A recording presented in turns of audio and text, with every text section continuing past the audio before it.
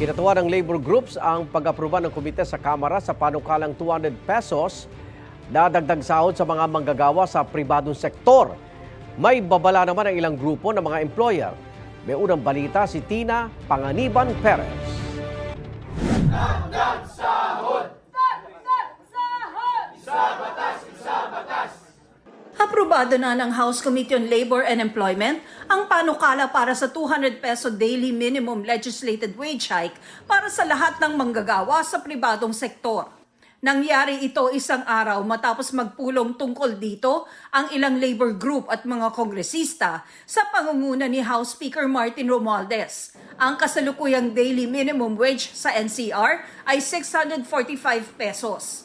Nakasaad sa panukala na lahat ng employer sa pribadong sektor, mapa-agricultural o non-agricultural man, at ano pa ang kapital at bilang ng mga empleyado, kailangang ibigay ang 200 pesos na dagdag sahod. Ang mga lalabag, pagmumultahin ng 50,000 hanggang 100,000 pesos at makukulong ng 2 hanggang 4 na taon. 4 na hearing po yun, mahigit na 8 months po ang naging pagdinig sapagkat kailangan ho natin bigyan ng sapat na pagkakataon lahat ng mga hanay, grupo, panig ng mga namumuhunan, mga investors, mga employers, mga manggagawa at yung ating government. Pero babala ng Employers Confederation of the Philippines o ECOP, kakaunti lang ang makakabenepisyo rito. Posible rin daw itong magdulot ng pagtaas ng presyo ng mga produkto at serbisyo.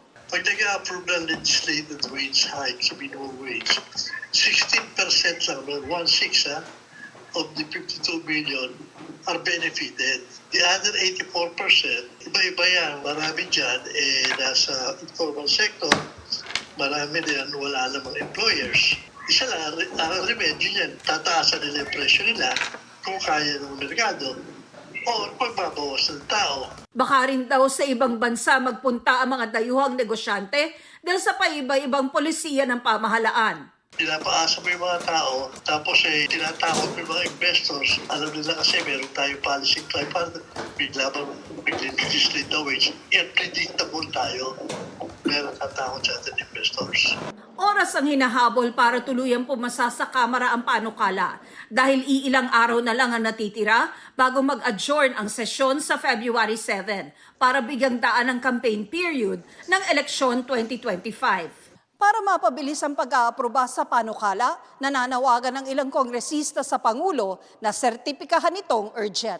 Ito ang unang balita. Tina Panganiban Perez para sa GMA Integrated News. Igan, mauna ka sa mga balita, mag-subscribe na sa GMA Integrated News sa YouTube para sa iba't ibang ulat sa ating bansa.